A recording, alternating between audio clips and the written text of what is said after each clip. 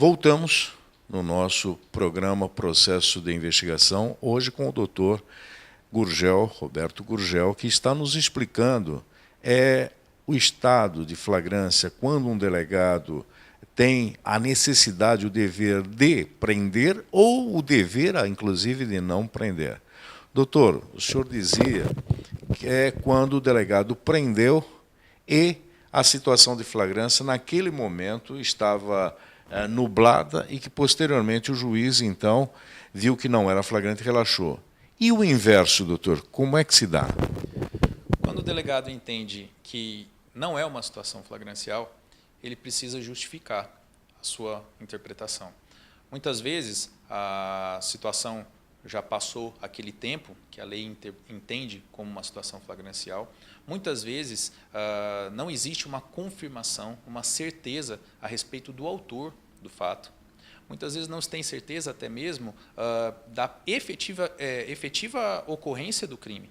Eu tive uma situação na minha vida profissional onde uma mulher nos procurou, uma hóspede de um hotel nos procurou dizendo que havia sido estuprada pelo recepcionista do hotel. Imediatamente eu determinei a realização de exame de corpo de delito e ela se negou a fazer. Analisamos todas as câmeras de segurança do local, do hotel, fizemos perícia no quarto, ouvimos as testemunhas, tudo isso antes de decidir pela realização ou não da prisão. Ouvimos as testemunhas, que era um grupo de turistas que estavam no hotel, e ninguém ouviu absolutamente nada no que diz respeito a um grito, um pedido de socorro ou assim por diante. E uma das coisas que também nos pesou foi que o suposto autor dos fatos, o recepcionista, naquela noite trabalhava ao lado da sua esposa na recepção do hotel. Então, esses fatos me levaram a não elaborar a prisão em flagrante, diante de uma dúvida que eu tinha, principalmente diante de uma acusação de um caso extremamente grave, aliado ao fato daquele recepcionista trabalhar naquele hotel há mais de 7 anos, com carteira assinada e tudo mais. Então, são fatos que nos chegam e que nos colocam dúvida a respeito da situação flagrancial.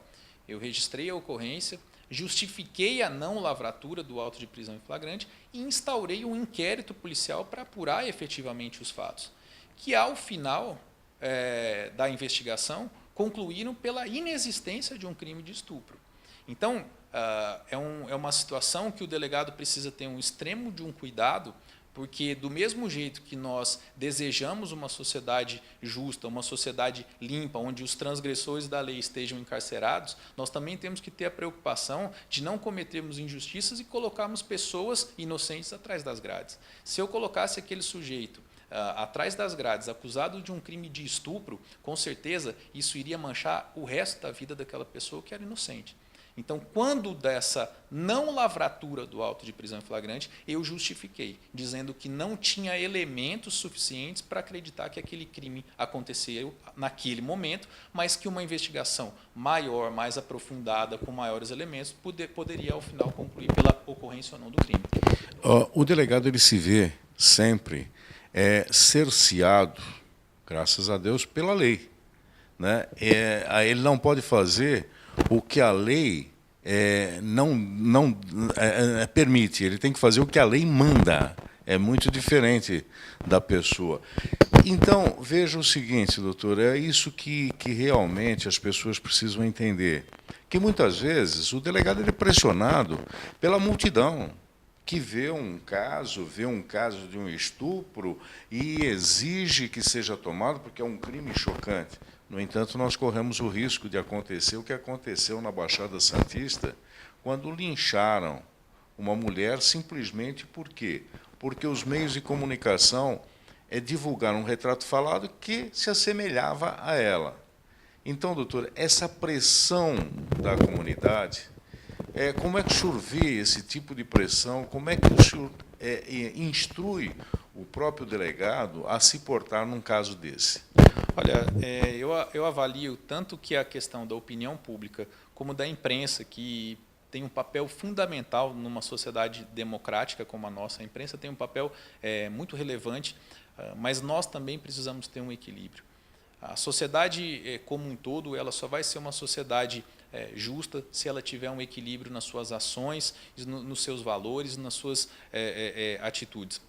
A orientação que eu dou aos colegas delegados, aos policiais que se encontram na rua, no dia a dia, é buscar ao máximo esse equilíbrio dentro daquilo que está na lei. Aquilo que o senhor mencionou nada mais é do que o princípio da legalidade, que está na nossa Constituição. Ou seja, o servidor público, em especial o policial, ele só pode fazer aquilo que a lei o permite, aquilo que a lei o obriga. Diferente do cidadão comum, que pode fazer tudo aquilo que a lei não proíbe.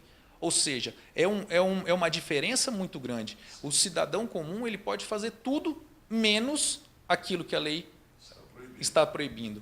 O policial ele só pode fazer aquilo que a lei o obriga. Então, eu acho que sempre tomar um cuidado muito grande, buscar saber o máximo possível as versões de ambos os lados ou de quantos lados existirem diante de um fato, buscar a maior fonte de informação possível para, ao final, sim, poder decidir pelo indiciamento, pelo flagrante, pela prisão, pela representação de uma prisão preventiva, de uma busca e apreensão, uma medida cautelar e assim por diante. Então, eu acho que a ação policial, de uma maneira mais especial dos delegados de polícia, por ser o primeiro que tem o contato com o fato, é uma situação praticamente imediata de decisão. Né? Quando, com todo o respeito às demais carreiras, mas quando um juiz, um promotor, um defensor, até mesmo o advogado pega aquele caso, ele já vai ter um certo tempo para analisar algo que já foi elaborado e aí ele vai ter a condição de, com calma, com discernimento, analisar. O delegado de polícia ele é praticamente imediato e é nesse momento que nós precisamos ter um cuidado para não cometer os erros, para não cometer injustiças e assim por diante. Doutor, essa aula foi sensacional. Eu quero esclarecer aos nossos assinantes que o conhecimento jurídico de um delegado é testado no seu concurso, é testado no seu dia a dia, mas a facilidade com que um delegado que é professor nos traz isso, deixa muito mais claro.